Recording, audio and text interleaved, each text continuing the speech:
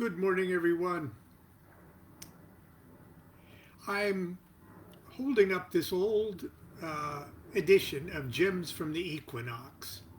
It's an old Llewellyn edition of it, so it's pretty old. It originally uh, was part of the library of Israel Regardie, and he presented it to us. Uh, let's see, in January 11th, 1978. Uh, that was very precious. Well, the reason I'm showing you this is not so much about the showing off uh, a nice book from my library, but I stamped all my precious books anyway with a stamp, my personal stamp there, which shows the OTO Lamon there, Lon Milo DuQuette. But notice the motto at the bottom. It says, Adeo Sat Beni. Now that, uh, at the time anyway, was my magical motto. Adeo Sat Beni. And for many years, that was my magical motto. Uh, it's Latin for so far, so good. And, I just couldn't think of a better one for many years. The reason I'm bringing all of this up is because of today and tomorrow's chapter in Homemade Magic. Today's chapter, chapter 1, is called Who Are You? And tomorrow's will be your homemade magic motto, magical motto. So there's method to my madness this morning. I'm going to get this light out of my eyes. Okay. Who are thou? That was from our Rite of Saul we just got out of. But the chapter is called Who Are You? And the epigram is from Lewis Carroll.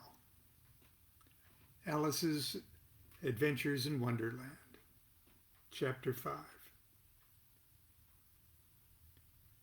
The caterpillar and Alice looked at each other for some time in silence. At last the caterpillar took the hookah out of its mouth and addressed her in a languid, sleepy voice. Who are you? Said the caterpillar. This was not an encouraging opening for a conversation. Alice replied rather slyly, I hardly know, sir, just at present. At least I know who I was when I got up this morning. But I think I must have changed several times since then.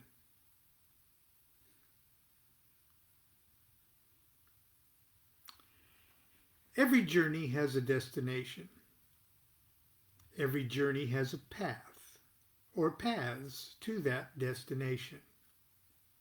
And every journey has obstacles and challenges along the way. For magicians, our destination is supreme enlightenment, union, and absolute integration with the supreme intelligence of the cosmos. Complete identity with the universal consciousness. The path, at least for a while, the magical arts and disciplines. The obstacles and challenges on the path are all our shortcomings, character flaws, vices, bad habits, fears, imbalances, misperceptions, and personal demons that are currently distracting us and preventing us from waking up from the dream world of unenlightenment. Before we can even discuss the destination or the path or the obstacles, however, we need to identify just who it is that will be taking this journey. We need a traveler, a sojourner, a hero, someone to experience the trip. The journey needs you. It sounds simple enough, but it really isn't. Who you are or who you think you are vitally important. Allow me to digress for a moment. Yes, I digress even in print. Constance and I were very young when we first started living together. She was 19 years old and I was 18. Yes, she's almost 6 months older than I. From the very beginning of our relationship, we identified ourselves as spiritual adventurers, cosmic gypsies, who once again incarnated to pick up where we left off, to continue our quest and take the next step toward enlightenment. Admittedly, we were very romantic and naive, but we were also spiritually audacious, and we delighted in our explorations of what were for us exotic foreign religions and cultures. We enjoyed fantasizing about our previous incarnations. We playfully identified ourselves as our own homemade mythological characters on a timeless quest. We assumed whimsical Native American names, Sleeping Bear and Smiling Squirrel. Guess which one I was. And speculated about medieval lives as court jester and scullery maid, or Mandarin lord and youngest wife. We hand-painted bizarre and patently offensive anti-Christmas cards and mailed them to our clueless and easily shocked relatives. And whenever possible, we wore our new colorful mystical opinions and personas on our sleeves. As sophomoric and silly as these fanciful lovers' games were, they taught us how to begin discovering who we are. They served to seriously establish and formulate our magical identities and train our imaginations. Constance and I were fortunate that our youth and silliness allowed us to fall quite naturally into the spirit of the game of magical self-identification. For others, it might take a little more effort. No matter what your age, background, or circumstances, the process must begin by asking yourself, who am I? So, who are you? Don't answer with your name, because you know darn well that's not who you are. Don't try to avoid this question, because it's a big one. Unless you can come up with some kind of answer to this question, there won't be a magician to work the magic. Well, who are you? Traditionally, the phrase, know thyself, was chiseled in stone above the threshold of the temples of the ancient mysteries. That sounds like wise advice and serious, doesn't it? But think about it. The chances of you truly knowing yourself anytime soon are slim to none. Know thyself? Give me a break. Even though these words represent the first piece of advice you get at the beginning of your magical career, the cold hard fact remains that true self-realization is likely to be the very last thing that's ever going to happen to you. Who and what you really are will be the final revelation in life's great mystery play.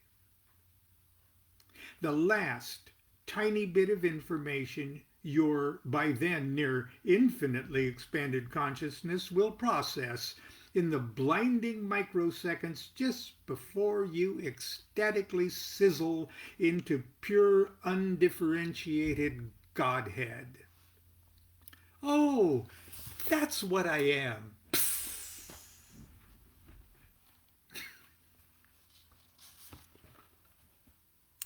But if you don't know who you are, who or what you are, there obviously can't be a you to take the journey. There is no you to choose the destination, no you to find the path, no you to overcome the obstacles, no you for the magical universe to torture and delight and broaden and purify and perfect. No hook of a you upon which to hang the great adventure of your destiny. But don't worry. There is a real you in there somewhere. And even though you currently don't have a clue about who or what you are, the discovery process has to begin somewhere. You first begin by pretending you know who you are.